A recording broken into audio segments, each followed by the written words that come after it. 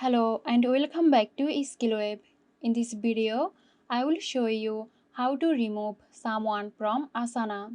So let's get started.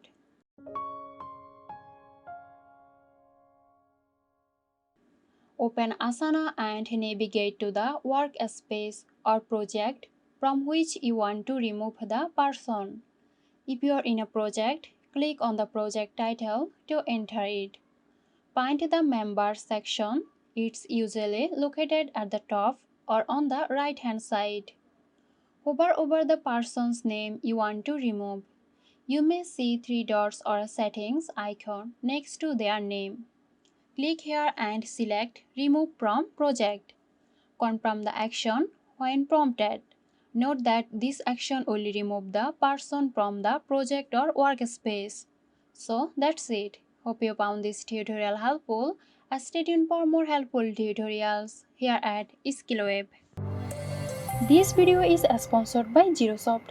Girosoft offers graphic design, UI UX design, digital marketing and web development.